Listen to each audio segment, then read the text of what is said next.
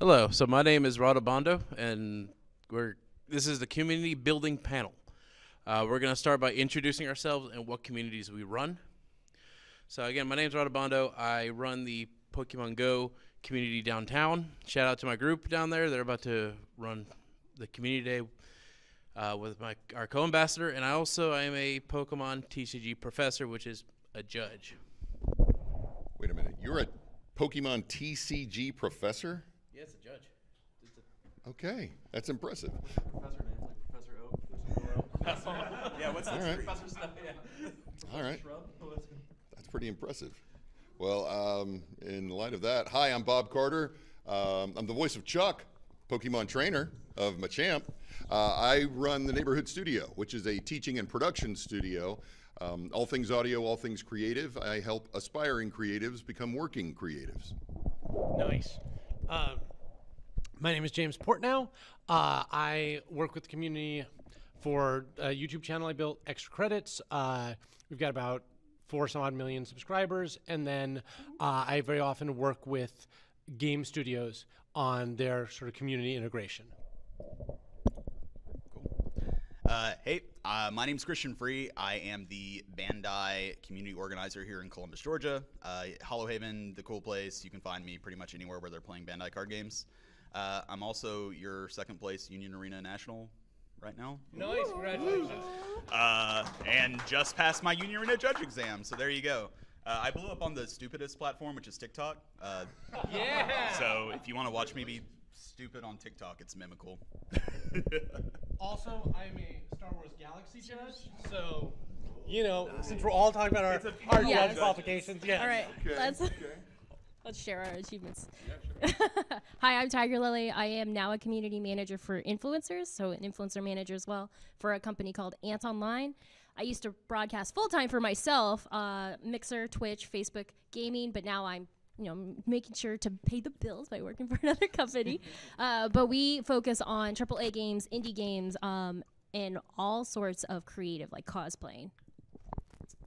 Hey everybody, my name is Thor, not Pyre Software, if anybody was something, yeah. He does have to clarify that. Yeah, so I got my start on Twitch 10 years ago, and I've been in the video game industry now for about 10 years. Worked on games like Gigantic, Realm Royale, Paladin, SMITE 2, but I got my start with community and being a Twitch streamer, and so they're still around, they're still kicking, but they're 10-year, be confused with their 10-year-olds, by the way, thank you. But yes, that's my start. There's a background story to that.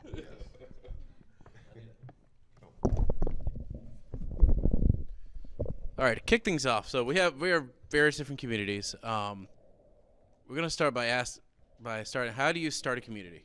For instance, there's many ways to start. How do you start from the ground up? Or in the case of Christian, myself, or Portnow now with Star Wars, we have communities that we work off of. How do you start off if you're just doing this from the ground up? Who wants to kick us off? I guess I can. For me, there's a lot of things you need to do, but the biggest thing is consistency, right? If your audience doesn't know where to find you and when to find you, you're just going to lose people. But if people know that you're, every Tuesday and Wednesday at 4 p.m. you're going live, you will slowly be able to build that. And you have to do it week in and week out, right? Like, unfortunately, this is a grind. And it's a long grind if you want to build a community from nothing, right, from the start. And so you've got to be able to find a schedule that you're going to be able to do, and you're going to be able to do consistently. And, you can't just be late or miss one for no reason. It really is about becoming a regular part of people's lives. And to add on to that, for instance, the neighborhood is your safe, fun, and creative space to come and play, pursue your creative bliss, and find whatever your passions might be in the creative arts. It's about creating a safe space for people, right? Creating a second home or a third spot, that sort of thing, where people can come consistently, and you'll know what kind of community or tribe you're becoming a part of. So whatever the community or the tribe is, right, it's when you find people that have a like mind or shared interest that you have. So it's about creating a group or community around a common interest. Yeah, to piggyback off what you said, is like for Digimon, they carved a lot of people from Pokemon, right? And so you said Star Wars Galaxies. How many of your community came from World of Warcraft? And so, so for me, I love Star Wars Galaxies. Going to Kashyyyk and getting a YT1, oh, that was just such good memories. For me as a Twitch streamer, I wanted to kind of, my attitude was Robin Williams, a little bit lewd, a little bit weird, but love 60s, 70s, 80s, and maybe some 90s culture thrown in. And so around me kind of just sprang up this like weird Aladdin jokes and 90s movies and stuff like that. And that was kind of how I carved my niche out of the Twitch community. People were like, oh yeah. And I often say like, I'm an idiot, but at least I'm your idiot. So when people come to my channel, they're like, yeah, no, that's Thor for sure. That's definitely Thor. There's the trickle-down method, right? Everybody wants to watch Marvel Rivals, and they're watching Tin the Tatman do it, but no one can talk to him. So they're going to go into the game category and see who's streaming it and be like, okay, the person is streaming the game I can interact with that person. You have to be welcoming. You have to let them feel like they can interact with you because they're not going to get that from Tim the Tatman. And so for me, whenever I would start streaming games, it'd be, hey, I'm also streaming it. Come hang out with me. Like, we can make our own little tribe. You don't have to go get toxic comments from Tim the Tatman's community. Like, we can have more fun than they are. In a positive way.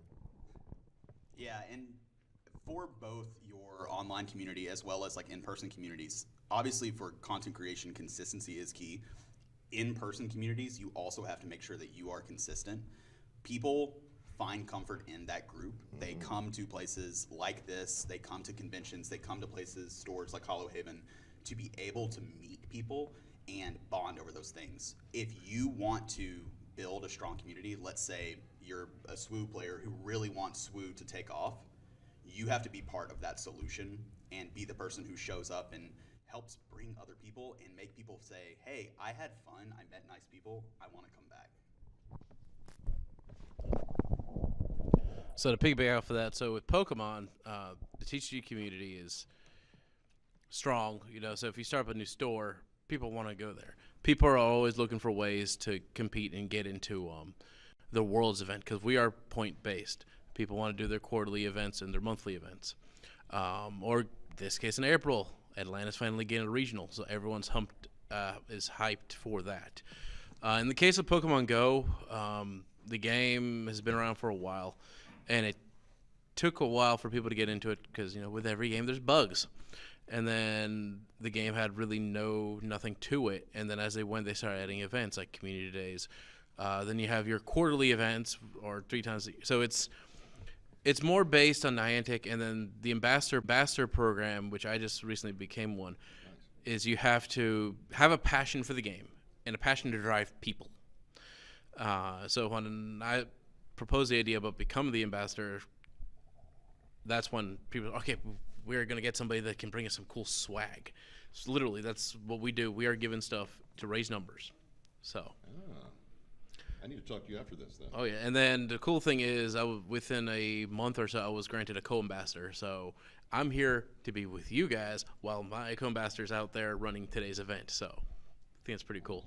So the next question, this is something that I know affected at least with Pokemon Go, and I want to hear y'all's take on this. COVID. Like, how badly did that affect y'all's communities? It's an interesting question because Pokemon Go was phenomenal because of COVID, which I blame greatly for my wife's addiction to Pokemon Go. On average, we spend about $5 to $10 a day doing these raids. $5 per raid? What is that about, right? I mean, that's like a Starbucks addiction, and it's insane. I need help, man. I really, like, I need you to help me hook her up with some swag or something to like, you know, that way it's a bit, well, it is a business expense because I'm Chuck, but my point is, in all seriousness, COVID was obviously harmful for a lot of people. There were a lot of developmental issues that happened with people growing up. My own kids dealt with that, but at the same time, it created a new generation of Zoomers. COVID was tough. The neighborhood was known for nightly games. I'm part of the D&D community as well. I was running two concurrent Monday night campaigns, plus I had 2 other tables in the back. I also had Star Wars role-playing games. I had Heroes Unlimited, I had Masks, and I had one other campaign as well. All of this stuff was in person. COVID hit, all that went away for a couple of weeks, and then we went online, and we were playing on Roll20, and we were playing on Discord. So again, community can stay together. It's just the way that we are in touch can change. Now, it does matter. Personal human interaction absolutely matters. Physical, like face-to-face interaction and contact absolutely matters. We are social creatures. So that's what happened. Again, we adapt, we improvise, we overcome. So, because most of my communities are entirely online communities, COVID was excellent in terms of numbers. But like you were saying, I was watching my nephews, right? My nephews were going through school, and all of a sudden, everything they know is gone. And you have to realize, or we at least had to realize, we had a meeting about it, that we are a first line for people emotionally, right? They've lost all their community, they've lost their support, and now these online spaces we've created are their spaces for community, are their spaces to deal with and have people to express to all the things that's now a problem, being locked in the house, right? Not having these places to go, not having the people that they love to interact with. And so realizing that our role is more than just, entertainment. Our role is also more than just making numbers go up, right? As a community organizer, you're also a community leader, right? And you got to make a space for people, especially when they lose their space, like happened for a lot of people with COVID. Yeah, historians will look back and talk about the number of podcasts created during COVID when everyone was at home and had nothing to do. I think, obviously, COVID kind of created that boom for a lot of influencers because people needed connection. If you remember those first 2 weeks where it's like you have to cancel your dinner plans, you can't go hang out with your family, and people found that community online. I moved to Columbus fall 2019 thinking, wow, I'm going to move to Columbus and meet new people and do new things. Wah, wah. After we were allowed to escape back into the wild, I desperately wanted that feeling of human connection and community that, yes, I still talk to my friends online, and I joined a lot of communities online. I learned Dead by Daylight and then started playing pro Dead by Daylight because God, I just need community. But that in-person connection, it can't be replicated. It's just, as you meet the people around you, as you build that connection, even the people who come to my Bandai games that annoy me to death, God, I'm glad they're there. Yeah, the internet, it was almost a safe haven during that period, and it flew by so fast for me because I just did the same thing every day. But luckily, I found a spot in the New World community by Amazon Game Studio and made relationships, brand new ones. I was making friends from the UK, making friends in the Philippines, which is weird, but there was a New World community in the Philippines. So for me, I was able to expand more thanks to that, and my community grew because of it. And I met Thor because of it. So I think it was a good time. But as a creator who's a cosplayer like myself, there was a negative impact. I'm a digital creator, and you hear all the stories where the real world is the stage and I just go out and capture it, right? So I go out and I wasn't able to do that anymore. So I had to rely heavily on gaming as my community. You all touched on some really good stuff. As an introvert goblin, I don't like to go outside anyways, so it was more of the same for me. I'm like, ooh, I don't have to go outside, and this is nice. But you touched on something that I want to kind of talk about, where it was the community management part of COVID, where you'd have people come in and have horrible days or horrible weeks, and you have a space here where people are trying to be happy, and then also people are coming in and just absolutely devastated. So the art of balancing both of those scales is something that I think each and every one of us had to learn how to do as far as managing communities, which is very hard, but that was something that COVID taught me for sure. So when it comes to COVID with Pokemon TCG, everyone did not want to play even virtually, so at least that community took a pause. And then when it came to recovering from that, nobody wanted to get out, but keep in mind that most of the players I played with were parents and older people, and they didn't want their kids getting exposed. Wait, are you talking about Pokemon Go? TCG, Okay. PC, and that. So in the case of Go, That brought everybody out. That- It was amazing. yeah, it did. But then when COVID hit, like, No, it was because of COVID. That was the only thing people could do was be Yeah. outside.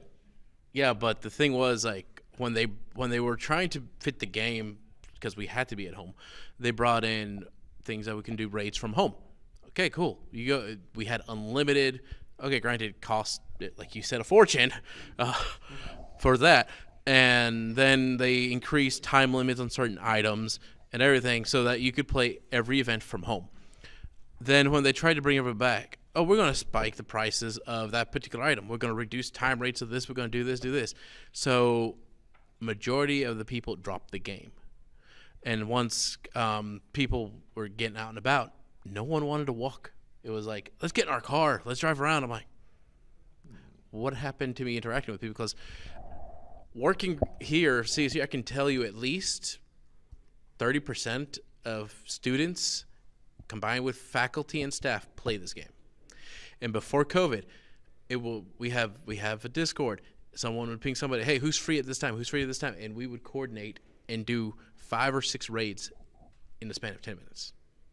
Then COVID hit and no one wanted to do that again. So, now it's insane. You go downtown, we're talking about 4 or 5 raid lobbies at a time.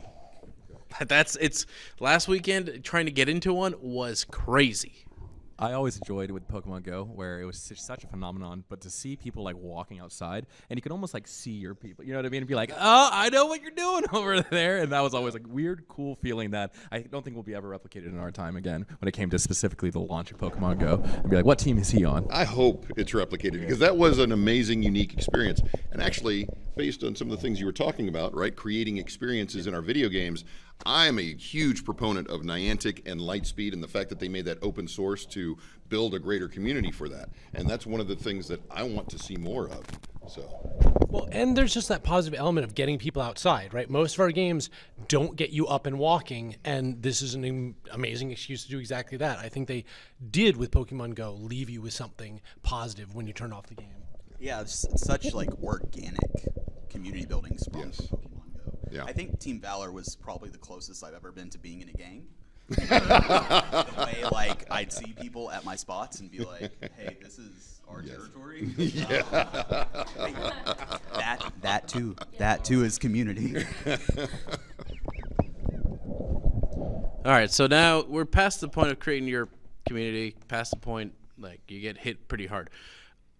So for people that want to continue, I know for TCGs, there's always new communities forming at different stores. In Go, there's always new groups forming. I know for a fact that we are about to go into another group with an ambassador because we're allowed to have many. And then a third group is interested. In the case of leadership, leadership is what a lot of things are based on. In your opinion, are you a single leader in your group, or like you have multiple leaders to delegate? there were multiple questions there, but in terms of leadership, the neighborhood and also Shao Kahn, I guess I feel that personal responsibility of being a leader. However, I am all about the team to a fault. Together, everyone achieves more. And I feel community from the Georgia Game Developers Association. I have felt that from my very first get-together at Dave & Buster's back in the day. Thanks, Joe Casaval, wherever you are, for organizing those. SimFest is a great community. This has been phenomenal, and every year I enjoy coming here. That's why I'm here this year. But as far as leadership goes, you've got to have a vision, right? You got to have something that you want to accomplish or want to achieve. And as a leader, I learned this a long time ago, never expect anyone to give more than the leader gives. Now, it's important to delegate, but ultimately to be a good, effective leader, you've got to be all in. And so there's got to be somebody in charge, but then you've got to make sure you've got a strong team around you to make up for your weaknesses, and you've got to have that support to help you succeed in spite of yourself. I've got terrible ADD, and thank God I have people that can keep me on track. I 100% agree. Flat hierarchies are a lie. I can only sleep 4 hours a night. I've never been able to sleep. I have terrible insomnia, so you got to do something with the time. And you're 100% right. Like, you should be leading from the trenches for your community. That said, I do also think it's really important that you be able to delegate, because like for me, I literally, before coming out here, I was like, hey, Brett, you're handling everything for this week. Go. And you need to be able to trust people, because that's one of the hardest things. You know your vision. You know that you're going to do it right. And the truth is that you're probably going to actually do it better than anyone else, right? But you can't do everything all the time. So you've got to be okay with, all right, this person can do it at 80% of what I can do. And that's okay, because then I can also go do this other thing. So when you're leading your community, it is really important to find people that you can trust, you can delegate to, who, when you want to go to a convention, right, if you've also got a game or a Twitch stream or something that's got to run at the same time, you can know that the house isn't going to burn down when you have other things you got to do. And so I think it is really important to also find those members of the community, even if it's just mods, right? Mods for your Twitch stream. You got to have people you trust who you can emotionally also trust to do things to free you up to do all the other things you want to do. Nailed it. I've had different variations of leadership for myself. Started off in marching band as the bass drum lead, but I think as a leader, I just want a team to work with me, and my superpower as a leader is educating on efficiency and then also bringing opportunities to the team. So when I was doing my New World streams, I had multiple streamers with me in our community, and they were, they would run their own thing. But I would be like, hey, I just mingled with the community manager. Sky has something for us. Like, let's go meet with him. So that was what I would do for us as a leader. I didn't like leading, but I did like bringing opportunities to the entire team. And so that's essentially what has happened as I moved on into my influencer manager role, right? Like, I'm looking for people that are efficient as streamers, I can trust them to drive the stream, to drive behind the wheel, and then I know what they're good at, so I'm able to then present them or market them to like Xbox or Lenovo, be like, hey, this person's really good at working with headsets, like let's get them a headset. So that's something that I developed from being just a streamer to then getting into the industry as an influencer manager. All right, so in the sense of leaders, I know in the trading card scene for Pokemon, we have our main judges, which are leaders. So everyone is, I'm at Holo Haven like Christian is for Pokemon TCG. We have a few at like the Cool Place and a few other places. So we aren't necessarily designated there, but we are recognized as, okay, you go to Haven, you're looking for me. Or in case of Christian, for any Bandai or Union Arena. In the case of Go, as I said, I have a second in command. Whenever I'm not able to make an event, which is typically during the week because I have prior obligations, everyone knows that he's the go-to. When they see me, I tell them that you don't necessarily need to come to me, but you can go to the co-ambassador or any of these other two leaders. I have designated two other people in the case that we can't have an ambassador present. The event can go on. And people know, okay, we can still check in. We just won't get rewards, which is fine. And that's one thing I've been encouraging the group. Okay, if none of us can be there, have your fun. Like, we want you to be able to have everybody. So as Thor said, you'll see us walking down. You go there on a Saturday or something on Broadway. Yeah, you'll see me. You'll see me leading everybody. Like, it's a giant train, as we say. I can attest to that. So pretty much we've covered some broad topics. We want to get questions now from the audience. We can just repeat questions. Yeah, we can repeat questions. My question is more towards the streamers. Do you have a persona and a voice that you use that's not your own? To the streamers, do you have a Give us- persona and a voice that's not your own? Give us. No. Yeah. So again, I when I got started, right in my head, Robin Williams and Steve Irwin were like the two people who, if I could just emulate, yeah. And I know. Just put a little dash of lewd. My dad always has one-liners. I'm not allowed to curse on this. I don't want to. Yeah. Anyways, but really lewd, like just old timer one-liners, and so that was what I wanted to do. And so I'd have a. Yeah, I'd have somebody come in and be like, "Did you wake me up? Did you rub my lamp? And now you're walking out on me? I don't think so." And that's what my community came to expect. And it is me. Like, it's me on like 3 bottles of like Red Bull and just really hyped up because I know that they're there to see an experience, and I'm just, oh, let's do it, baby. And then I get off and I'm like, I'm dead. I don't want to do anything. And then people will be like, at a con or whatever, like, Forrest, you're a lot more calmer. I'm like, I'm just tired. So there is part of that, and not everybody has to do that. Not everybody has to do a gig and stuff like that. But I will say that was definitely a part of my success, for sure. To the point where some people will be like, and again, you do not have to do what I did, but people like, yeah, I watch other streamers and they just like watch the game and they're like, yeah, okay, sure, thanks for the follow, right? And so, which is, hey, people have gotten big off that too. I'm not saying that's not a path forward, but it was just an experience where people were like, I did not expect this out of you. So, But that's performance. Yeah. And that's what it is, I mean, there's show. It's the theater, right? And every public-facing individual has that public persona of some kind. The only thing I want to add to that, though, is something that you were saying, that you absolutely do need to bring the energy and have that public-facing persona. And it is exhausting to wear that mask, but also make sure that it is a part of you that you're amplifying, right? Don't try to be somebody else. Find that piece of you that you want to amplify and project into the world. The other thing that I was going to say specifically for video games, if you're a video game streamer, part of the acting is actually in how you play the game, right? If you're styling on people, right? Like if there's a Magic streamer I watch who does bizarro decks, right? And it's part of his persona, and he still wins with them. But remember that your action is here, but it's also in the other thing that you're performing to the audience if you're a Twitch streamer, and figure out how you can do something different to make your play interesting as well as your conversation with the community.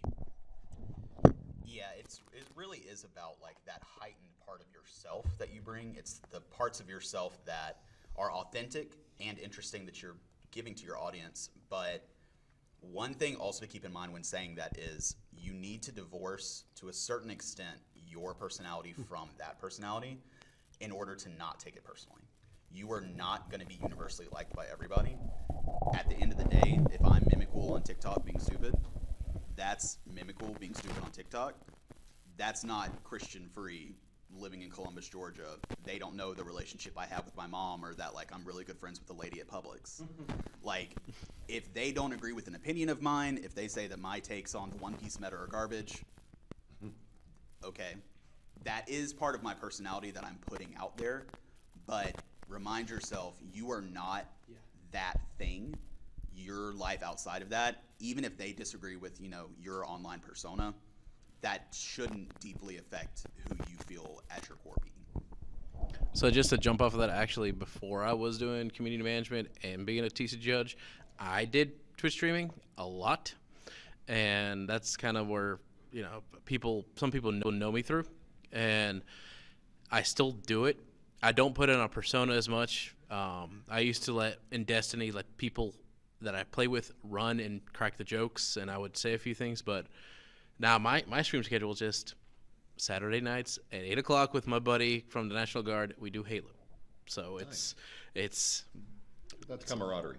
Oh yeah, so it's a side thing that I do, but streaming is a lot of fun though. Yeah. So I'm sure y'all probably talk about like building and growing a community and stuff like that, but this might be a hard question actually. I'm wondering how, as like a leader, y'all would deal with stuff like your community like maybe shrinking, or like, because there's gonna be ups and downs. So in terms of like, your own stress or your own expectation, or even like literally having to like downsize things, I wonder how y'all. How, as a leader, do we deal with the ups and downs of community and community shrinking? Especially the downs, yeah. Okay. Don't. I'm just repeating the question. I'm repeating the question. Are you sure? But absolutely. I mean, he went from 5 million to 4 million. Well, so for me, I mean, I've been lucky, right? I just do what I want. Like, I don't really care. You are not the number, right? I don't think it's healthy to do this as the goal being income. Like, when I was young, you picked up a guitar not because you wanted to be famous, but because you wanted to be in a band. You want to play some music, right? Do the thing that you're streaming because you want to do that thing, and not because you're hoping to be famous off of it, right? Fame for fame's sake is a cancer on our society, right? And if you're doing what you want and you believe in what you're saying, I was about to curse too. Screw them, because it doesn't matter, right? The internet is full of vitriol, and like you were saying, you do have to have that separation, and you can't worry. Like, it is always 2 steps forward, 1 step back. There's always going to be times where people disagree with your takes. There's always going to be times where people want to hurt you for no other reason than they're angry at their own life and the world. And so basically, so long as you're doing something that you love in a way that you love and in putting out things that you think are good, I've found that to be enough of an insulation for me. I don't even look at the numbers, right? Like, I've never followed the numbers on our show. If what we're doing that we think is good is not popular, well, I don't want to just be doing it to be popular, right? So this, just one last thing. I struggle with this so much as a younger streamer and just starting out. There were so many times in my life where I thought I made it. And so it's funny, in your presentation, you had 2 games that I streamed. And so Hyperscape, I was on top of the world with 8,000 viewers, like, Mom, look at me now, I did it. And then it's like, then that game crashes. And I'm like, all right, cool, back to square one. Realm Royale, 100,000 CCU, and I was really well known for that game. And I was like, Mom, I made it. And then that game falls under, and I'm like, oh crap, back to square one. I did that over and over and over again, and high CCUs, low CCUs, and finally I just had to take his approach and be like, it's, I got to take a step back. The numbers isn't that there. And what I found was that I always had a core about 150 to 200 people that would show up for me regardless of the game and regardless of, what was happening in my life. And that I took solace in that. And I was like, you know what? Like, I am not my number. But let me tell you, that fear is real for sure. The amount of times where I thought I had made it and then I realized, like, no, I'm not. Yeah, so a lot of luck goes into being a broadcaster, a streamer, and all that kind of stuff. Hard work. I will not downplay that for sure. But when all the hype fades and you're left alone with the core people who will support you no matter what, day in and day out, that'll humble you and be like, yeah, no, that's what true success looks like for sure. Don't shame people for not showing up. When they show up, celebrate it, because they live busy lives. They'll make it when they can, but when they do, celebrate with them. That'll give them more of a positive reinforcement to come back to you. If you're streaming to crickets, ask a friend to play with you. I just switched over to Monster Hunter. I was playing Marvel Rivals. Nobody cares right now that I'm streaming Monster Hunter, so I asked Thor to play with me. So that way I'm not by myself and I feel alone, because that loneliness feeling kind of sucks. I know that. But yeah, the numbers go up and down all the time. That was so positive. I love it. So bring the negative. Let me, from a local perspective, it sucks sometimes when you plan a big event, when you have what you think is a community growing, you show up and, ooh, no one came. Friday, you planned a big Lorcana tournament. Uh-oh, no one's here to play Lorcana. It happens. I think, A, it's the staying positive when people do come, because you've got to get them to come back. But the truth is, either if it's online content creation or if it's local community organizing, occasionally things won't work out. And that's sad, and it's okay to grieve that. When a dream ends, it's okay to grieve, hey, this didn't work out. R.I.P. Battle Spirit Saga, if y'all even know what that is. Sometimes you're part of a card game community and Bandai says, hey guys, it's over. While it's sad that dreams end, the best thing about being alive, lock in with me, we're getting deep. The best thing about being alive is you get to have another dream. Wow. That was fantastic. You had a question? Wait, one more response. Oh, I just wanted to say, because I was just going to be in full agreement, the best thing I ever did to learn to deal with this is, I played in punk rock band, and we would play to 3 drunks in a bar, nobody who was listening to our songs. And then eventually one person showed up, and I noticed they showed up at one show, and then another show, and then another show, and then they started bringing friends. Everybody starts streaming to nobody. Like 100% of the time. If you're just getting started also, don't feel bad if it's literally no one out there. Sooner or later, you'll find that person, and if it's what you really want, that's when you'll be able to start growing. But that moment, like you were saying, It starts off tough, and there are a lot of rocky roads to getting there, but it's something that, you know, don't get discouraged. I mean, I know that's like the most pablum thing to say, but like as a streamer, it's so difficult and so important to not just give up 6 months in because the first thing you've been on has crashed. We've all had horses shot out from under us. We've all had projects canceled. It's gonna happen. It's gonna suck. And then you're gonna come back and it's gonna be bigger than ever. Just a pinpoint from the Pokemon Go perspective, we always go through phases of up and downs. There's new stuff that come to the game. Some people are like, I'm not feeling it. I don't want to do this. Okay, cool. You don't have to come out. Or they'll do the big events. Everyone comes out, and then you lose momentum, which is fine. People got lives. And I've noticed that with my group, we've got families, we've got parents, we've got people that are in school during the day. And especially me as the ambassador and my co-ambassador, we don't have to be at all events, but we're there to encourage. To say, we're going to be there for you guys. Granted, this event, you guys don't want to be here all day? Cool, we'll just do until you guys want to call it done. We'll leave with you, kind of thing.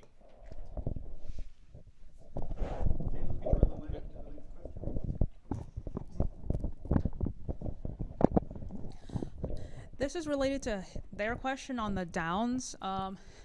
How do y'all handle when the community that you've curated starts tearing itself apart due to like differing opinions between them to the point where it's become toxic? Go first. Yeah.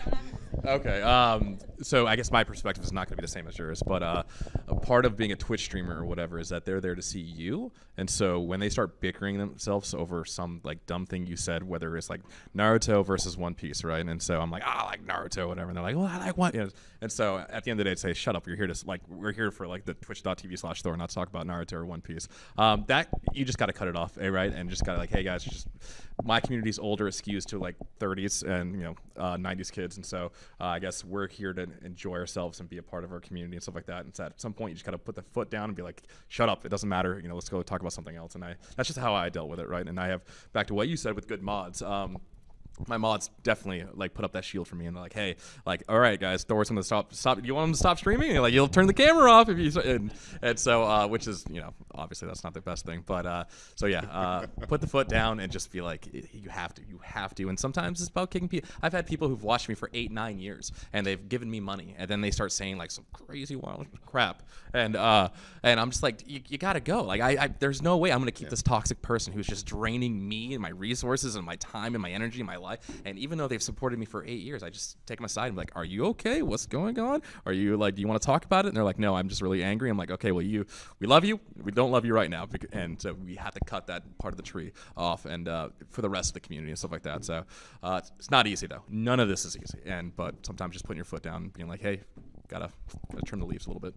But that's also where it's very important to set guidelines at the beginning, whether it's game zero and the expectations, or if it's in the mission statement, or if it's in the pinned posts in your Discord, wherever it is, whatever it is, you make sure that people know what the rules are and know what the expectations are of the group, and that, we treat each other with respect, right? Trust and respect. In this community, that's what this is. This is a safe, creative space, so we're going to treat each other accordingly and remind them of that fact. I mean, you guys have got everything that I was going to say. Like, your mods are a godsend, and exactly that, right? Like, if you establish the boundaries at the outset, it's going to be a lot easier because you just point to it and go, hey, guys. But, no, I think these answers were phenomenal. Yeah, a boundary that you don't actually speak into existence isn't a boundary. It's a feeling you have. So having those rules, having those conversations as that kind of like ground zero speak is fundamental.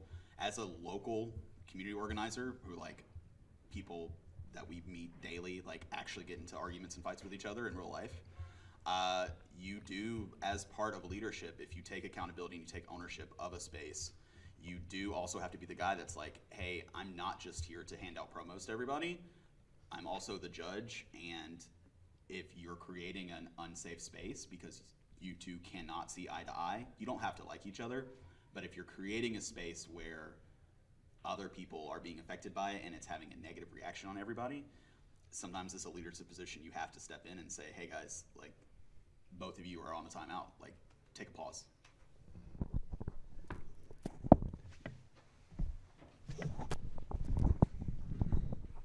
Thank you. The majority of the questions that people asked were around streaming, which I get it. But one thing that is becoming very critical in indie development is building a community around your indie game. And a lot of times you cannot, it's very difficult to build a community around something that is unfinished, or you're an indie developer, you have a prototype, how can you make a community around that? Like, how does that work? How do you bring people into your Discord? How do you entice them to talk to each other? To how do you encourage them to be involved? So this is one that I can actually sort of talk to. Rami used to go and stream him actually doing the development, right? Like every single day. I think that a really good way now is indie development is a scene, right? And you'll have people who are further along than you. There's a lot of like YouTubers and creators out there around indie development, and you should reach out to them, right? To other creators who are willing to have you on their show and do interviews and talk, to streamers or other like YouTubers and stuff who just want to have a conversation with you, right? And then make sure you have a place to retain your community. Make sure that when you're in that interview, you say, hey, join our Discord at whatever, right? Or at least, hey, send me an email at, because you need a way to capture that once it's there. But even if you're in the middle of development, there are people that you can reach out to start having those sort of conversations. And then there's a larger conversation of your PR, right? Like what you do as you're going towards launch to really publicize your game, which is slightly different. And if you want to talk about that later, I'm happy to. Also, promoting your game at game jams and GGDA events and MomoCon and DreamHack, and you're doing all the things that you need to be doing right now, and you're networking with the right people. And again, it's a matter of getting in front of other people with 4 million subscribers who can talk about your indie game as well after this panel, for instance, and then making sure you break through their bubble of busy, right? And if you don't break through somebody's bubble of busy, don't take that personally. Don't internalize that. Just realize that everybody has a busy life, and if they haven't reached out to you, it's not because they don't like you or they don't like your game. It's because they just don't know, or they don't care enough because they've got kids who are sick with COVID, or they've got a wife who's playing too much Pokemon Go and spending too much money, or any number of things. I'm stealing bubble of busy. That is so good, and that is so right. So what is something that I do? I don't know if it's the best strategy, but I look at my people who've come before me and what their plan was, and then see, just take a week and see what worked and what didn't work. My history is the best teacher in a lot of ways. I mean, not to say you can't do something new and unique. There's a game company that is actually right in your position right now, but the game's called Dead by Disco. I just met with the creative director, and they have a community manager who's super passionate in getting the community involved about their indie project. That's going to be a great one to follow along with, and just to see what they've done. They've got a lot. Their game's a lot about putting music into their game. It's a great fighting game, and they're getting the community involved. What song would you like to hear to fight to and stuff like that? And they take polls, they talk to Discords and all that kind of stuff, and they're just blowing up. So definitely just check what your compatriots are doing, and then see some of the best strategies, and definitely come up with your own. But history for me has been a great teacher. I think that's great. I just want to put in a word of caution, because I've seen a lot of projects fail by letting the community lead the development. You are the designer, you're the developer. You do actually know what's best for your project. You want to hear what people want, and you want to hear what questions they're asking, but don't take their solutions, right? Because you can rapidly run yourself into the ground as people will ask for everything with no idea of what you can actually develop.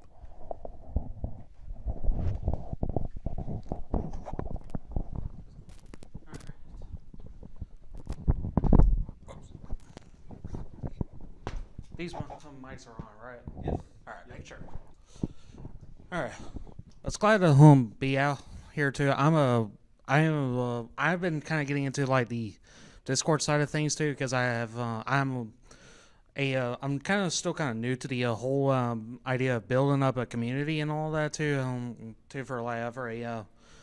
For which the community is based off of one of the games I play. I got a good. I only have like a small group though. What would be for someone that's still kind of like new to all that too? You have any advice to how to make sure a community kind of runs smoothly without running into all the issues like how some falter and all that? First and foremost, make sure that you have your written mission statement, right? You've got a mission statement for your game, right? Do you, or do you? Well, I got a little set of like a code of conduct, basically. Okay, so that's a code of conduct for the behavior, but also what is the mission statement for your game or for your Discord? So again, for the neighborhood studio, it's we help aspiring creatives become working creatives, right? And then in addition to that, this is your safe, fun, creative space to come and play, pursue your creative bliss, or whatever your creative passions might be. That is clear, it's understood, it's right there, it's concrete. You want to make sure that people have that understanding as soon as they go to your Discord, right? You want to be very clear about what it is that you're creating, okay? And if it's confusing, that could be an issue. Yeah, no, I think that's great. Ours is making learning fun, right? Like that's extra credits. You should have it in a sentence, right? Otherwise, it's too complicated. But as far as keeping community, everybody's already said, like, don't be afraid to weed out people early. Toxic people will poison a community, and you know you're setting the example, right? What you do within the community sets the example for everybody else, and the way in which you behave will be reflected in all the other community members. So just make sure that you're setting that example. I also want to point out, sometimes people are toxic in a community because they don't know how to behave. COVID had a dramatic impact on people's interactive and social skills, right? In addition to that, sometimes just in our own upbringing, we don't always know the proper rules of decorum. So there are times where if somebody's behaving in a certain way, you make sure you address it first and foremost, and you've got to have the courage to do that. And then you've got to have the courage to stand by your decision. If they continue to be toxic, then you boot them out. But you got to talk to them first, because they might not even be self-aware enough to know that what they're doing is, you know, infringing on other people's rights or fun or presence, right? Your rights end where other people's rights begin. So they might not realize, again, they're encroaching on somebody else in their personal space or whatever it is. Yeah, it's just basically just kind of that everyone's more welcome to it. So you don't have to create such a hostile environment like how some people can be, though. I dealt with enough of that too in the old community I used to hold before everything went loose. So I started. I began a brand new home community though too that has me and a bunch of good friends though, and I did have a like a face to face with some of my pals with one member though about his trend though. And after that discussion though, we're trying to make sure it's all good and all that. So you're having conversations with your personal friends group in this new Discord, and so you basically for online basically. Okay, I was just summarizing for the stream, but so in this case, you're having conversations with your friend group, or is this around a video game? It's around the video game. So it's around one particular video game. Yeah. Okay, so as that particular video game is dealing with some toxic individuals in the group, you're making sure that you talk to them, and then at the same time, if they continue to be a problem, then when you start playing a new game, then you can either choose to include them or just exclude them. Yeah. And as he mentioned, that rot's a strong word, sorry. No, it's not. It doesn't come out of nowhere. It kind of starts slowly, and things become acceptable in your community. Someone says something uncouth and no one corrects them, and leadership isn't brave enough to step in and do anything about it. And that kind of signals to other people that, oh, you're allowed to say or do certain things in this group and you're not going to get in trouble for it, or you can still find community with these people. And while you can't be authoritarian about it necessarily, you do have to be early with that prevention. And in these spaces, it is a lot of, in the card game space, I manage and work with a lot of teenagers and like a lot of people who are neurodivergent. And sometimes it is that first conversation that's like, hey, I don't know if you're aware of this, But when you get paired with somebody and you say, oh, that's a free win, I don't know if you know that you shouldn't say that, because you're damaging the community that you love. You want to be a part of this community, clearly. But if you're doing something to chase other people off, sometimes it does take that first conversation privately, not in front of everybody, to say like, hey, maybe don't say that when you get paired with a new person, because you want those people to keep coming back and learning. Same for these online gaming communities. Like, when you notice the people who start saying the things that can slowly turn your community toxic, talk to them one-on-one early and say like, hey man, you know, this is a really open environment. I'm glad to have you here. We want to keep it a friendly, open environment. Have that kind of level 1 conversation, and then if you need to, you kind of revisit the conversation, say, hey man, you know, what happened to what we talked about last time? And then eventually, I mean, yeah, sometimes you do have to say, okay, my guy, you're out. Yeah, to piggyback off of Christian right quick. So, one thing I like about Holo Haven, which we're at, it's as Bob says, his place is a safe haven. Holo Haven is a safe haven for everybody that's there. You have any issues or being picked on, the store people will do something. That's the reason why I chose to volunteer at that store.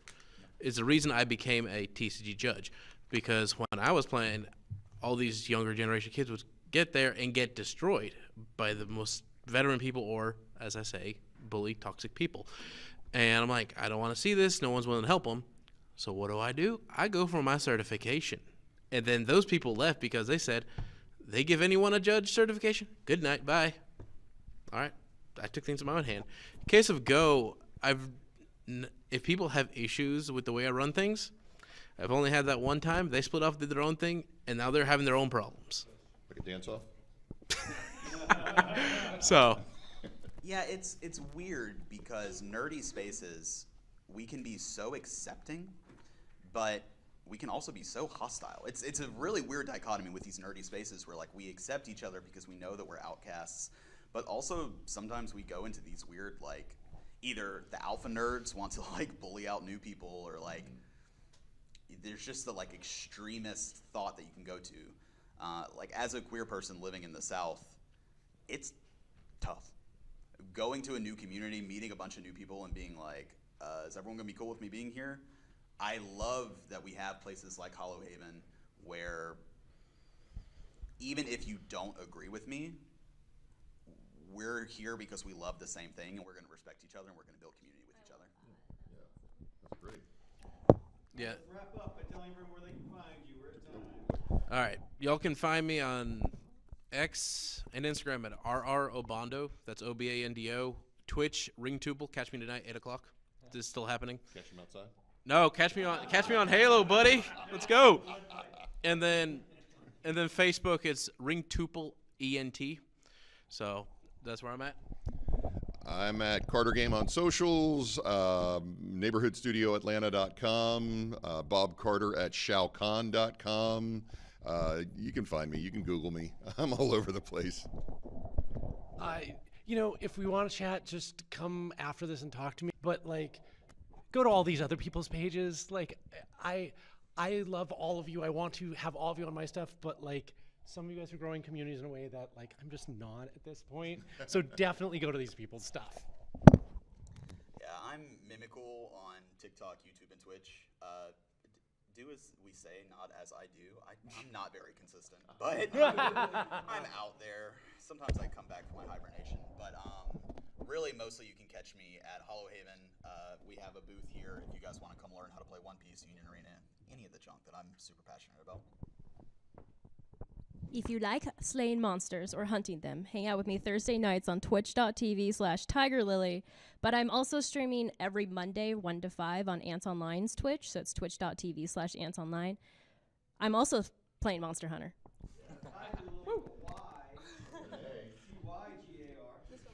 What? Of course I do.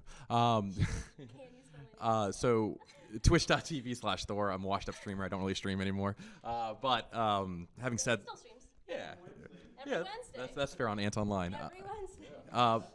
That was pretty heavy. I didn't want to leave on a heavy note like that. But I will say, after all the years of doing community stuff, and if I had to go back, I think the one thing that I want to leave this room with is memories.